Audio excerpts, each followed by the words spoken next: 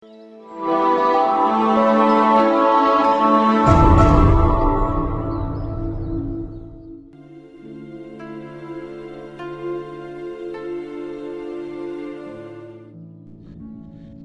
ہم روزوں کے دوران چوتھے اتوار کی لطوریہ عبادت میں شامل ہونے کے لیے آئے ہیں۔ آج کے اتوار کا موضوع روحانی بیداری اور انسانی بینائی ہے۔ مسیحی زندگی میں خدا کا فضل اور نور ہم کو بپتسمہ پانے سے حاصل ہوتا ہے۔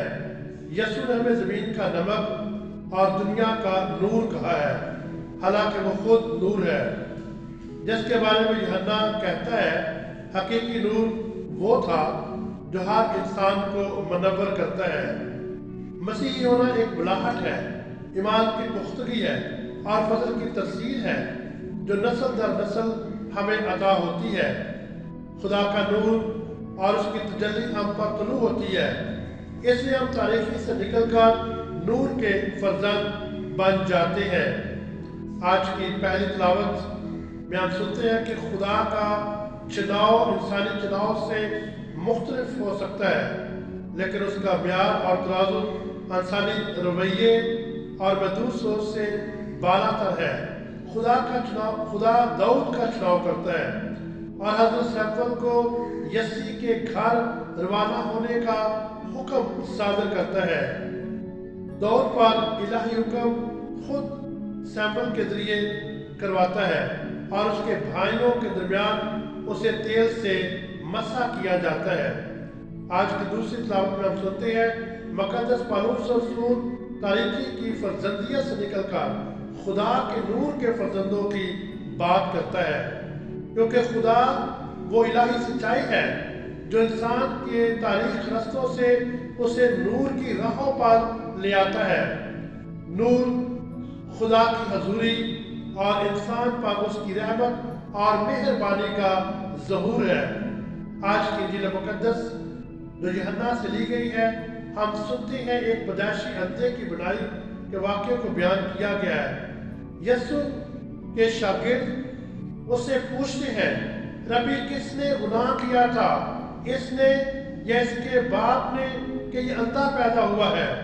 یسوع کا ہر معجزہ اس طرف اشارہ کرتا ہے کہ دراصل وہ شفا دینے میں قادر اور دنیا کا حقیقی نور ہے۔ یسوع پیدائشی مبینہ کو شفا دے کر یہ بات واضح کر دیتی ہے کہ اس کی روحانی قوت ہر چیز پر قادر ہے۔ آج خداوند یسوع کے پیغام میں ہم دیکھتے ہیں خداوند یسوع مسیح عید قیام کے موقع پر یروشلم میں ابھی تک موجود ہے۔ یوحنا اس کا 7 باب 110 آیات میں لکھا ہے۔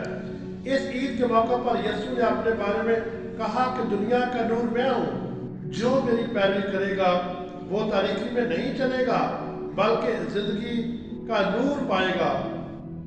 اس عید کے موقع پر ہیکل کے احاطہ میں بڑے بڑے چراغدان روشن کیے جاتے تھے اور سچائی اور ایمان کی یہ علامت ٹھہرتے۔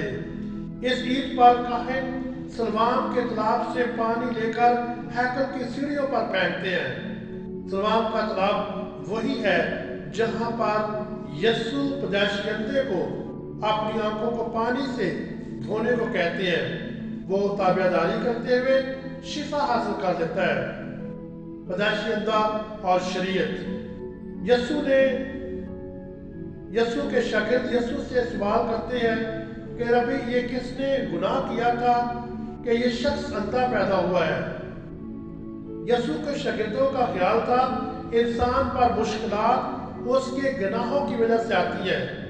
اگر ہم خروج کی کتاب اس کے 20ویں باب پر 5ویں آیت میں پڑھیں، یوں مرقوم ہے کہ اس کے باپ دادا کی بدکاریوں کی سزا میں ان کی اولاد اور تیسری اور چوتھی پشت کو دیتا ہوں۔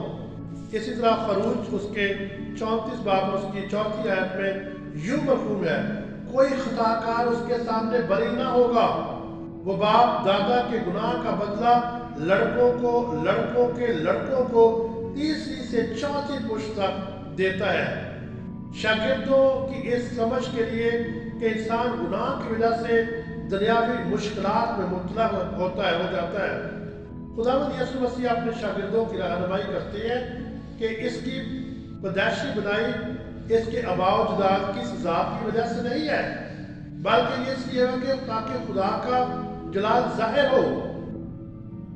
नबीना की फरमाबरदारी। खुदावंद यीशु मसीह ने नबीना शख्स की आंखों पर मट्टी को लगाया और हुक्म सादर किया कि सिलवाम के तलाब में धो, और वो बीना होकर वापस लौटा और हकीकी तौर पर यीशु को पा लिया। यीशु इस पैदाइश करते की आंखों पर मट्टी लगाते हैं जो हमें इंसान की पैदाइश की याद को ताज़ा करते हैं, जैसा कि तकवीर उसके दूसरे बाब और 7वीं आयत में लिखा है, खुदा ने जमीन की मट्टी से इंसान को बनाया। नबीना के बारे में लोगों की मुख्तलिफ राय। क्या ये वो नहीं जो बैठा हुआ भीख मांगता था? बास ने कहा ये वही है, बास ने कहा नहीं, बल्कि इसका हम शक्ल है। उसने खुद कहा मैं वही हूँ। फिर तेरी आंखें क्यों खुल गई? इन तमाम सवालों का जवाब उस नबीना शख्स ने दिया कि उस शख्स का नाम यीशु है, जिसके कहने से मैंने शिफा पाई है। अब सवाल ये पैदा होता है कि ये शिफा कब दी गई? ये शिफा खुदावंद यीशु मसीह सबत के दिन देते हैं। सबत और नबीना का इकरार। जिस दिन यीशु ने नबीना की आंखें खोली वो सबत था।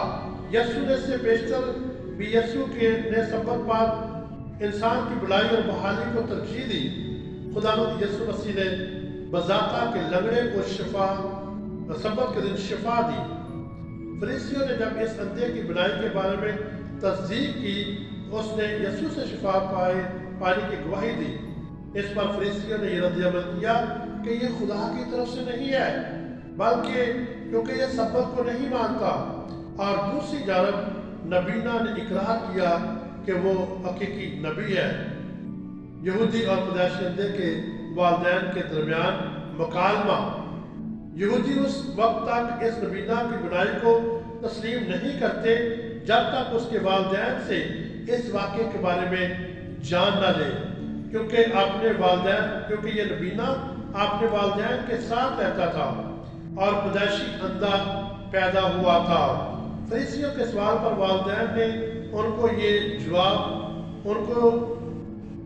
ये जब है हम नहीं जानते कि इसकी आंखें किसने खोली, वो पूरी उम्र का है, इसलिए तुम खुद उसे पूछ लो। उसके वालिदैन ने कहा, क्योंकि यहूदियों ने एका किया हुआ था कि जो कोई उसका इकरार करेगा कि वो मसीह है, उसे इबादत खाने से निकाल दिया जाएगा। वालिदैन को ये डर था कि वो हैकल के साथ साथ बरादरी से भी खारिज ना हो जाए और उनकी जायदाद भी जब्त ना कर ली जाए। इस मौजे के 3 निकात हमारे सामने आते हैं। पहला नुकता, दुनिया का नूर। पैदाइशी अंधे को यीशु ने सिलवाम के तालाब में धोने के लिए कहा। यीशु के ये रोशन अल्फाज उसको ताकत देते हैं खुदा से रोशनी हासिल करने के लिए उसके अहकामात की पासदारी भी जरूरी है, और फिर हम भी हकीकी नूर पाते हैं। दूसरी बात, इलाही नूर का तजर्बा। नबीना शख्स यीशु की शिनाख्त और इख्तियार से नवाकिफ था, लेकिन बिनाई हासिल करने के बाद वो उसकी तलकीद करने और गवाही देने से पीछे ना हटा। तीसरी बात, ईमान की रोशनी। जब यीशु ने उस पर अपने आप को जाहिर किया तो उसको कबूल करता है और उसका प्रचार करने से भी बाज नहीं रहता।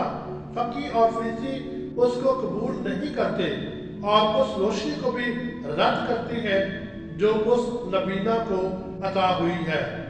दरअसल वो बेएतकादी और कमजोर ईमान की वजह से तारीकी में रहते हैं। हमें ये फैसला करना है कि हम तारीकी से रोशनी हासिल करके आगे पुख्तगी तक कैसे पहुंच सकते हैं। खुदावंद इन रोज़ों के अयाम में हमें ईमान की मजबूती बख्शे ताकि हम भी हकीकी रोशनी हासिल करके खुदा की तरफ और अपने जाजिंदा खुदा यीशु मसीह की तरफ बढ़ते रहे। आमीन।